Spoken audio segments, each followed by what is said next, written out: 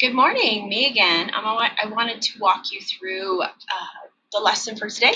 So we've been working on the writing process, and today we're going to focus on organizing. So we went through these different steps yesterday, and with our activity that you should have turned in by the start of class to kind of get those ideas flowing, we worked on the idea, which was really kind of assigned to you. You had some options there, but it was an assigned thing. And then so you started brainstorming. And as I walked around yesterday, one thing I found myself saying over and over to different people was you jotted down some ideas on that worksheet yesterday, but to really kind of start develop a little bit more detailed information, things were a little vague. And I also find myself typing that kind of often in response to some of the things that you're turning in. You're just being a little vague. So that's just something that we're going to work on this semester. So hopefully you put a little detail into the brainstorm thing, and today you're going to organize. Okay, so I'm not gonna read this because you can go back and read a slide if you'd like to. I think we know why we organize though. We need to put our ideas in a logical sequence. And when we organize, we can also see where we have gaps. It helps us pre-plan to make sure that what we're writing is fully developed before we even start putting sentences and paragraphs down on the page. It also helps us make sure that we don't go off on a tangent, which happens sometimes when we don't have a plan and we start writing an essay. Things start to veer off into other directions. So having that system of organization, whatever that might look like for you, is super important for all these different reasons.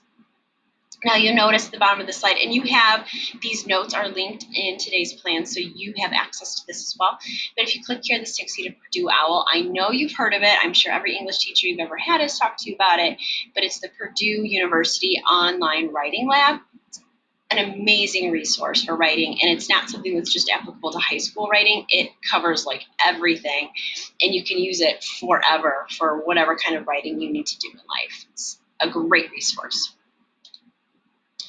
Okay, so where do we start with this, right? We already talked about, we did the brainstorming, we're going to organize.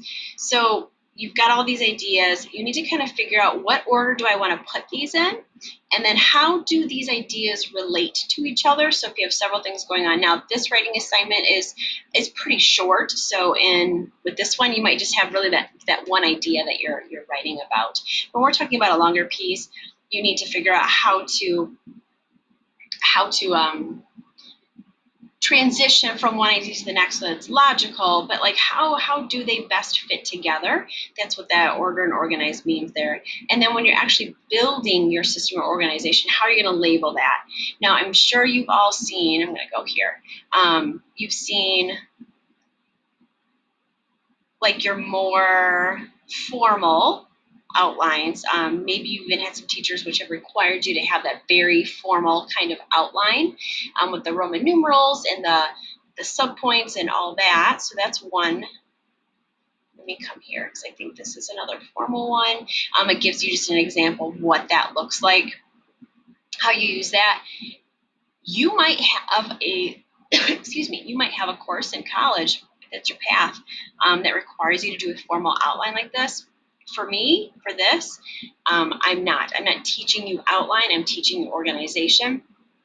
And I feel that it's best for you to figure out what your own system is. So here are just some really basic ways to do it. Like this one's a little bit more formal with the Roman numerals, the letters, the numbers, and whatnot. So this is kind of like a formal way of doing it, but this is just another kind of simple way, right? Just label your paragraphs, bullet point what you're going to do in the order that you're going to do them. Now, excuse me. So you see here, these bullet points are really kind of vague in general. This is just because it's an example of how you might organize it. For you, you will put the specific information in there. Now, again, this writing assignment that we're doing next to practice this is short, so you're not going to have multiple body paragraphs, but we'll keep working with this as we go through the class. Okay, so that's that. So what you need to do now is, come back here, is work on your organizing assignment.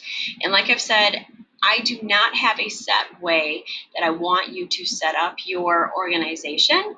I want you to find a process that works best for you. So you're going to open up a new Google Doc in your college and career writing folder that we created together on the first day, so that you know that I have full access to your document. And you're going to create your outline, your system of organization, and then you're going to upload that. Try to get that in by tomorrow. Now tomorrow the counselors are coming in, so it kind of makes our day a little weird. But work on that for the rest of class. You should be able to finish it because this is such a short piece, and we'll take it from there. I hope you guys have a fantastic day.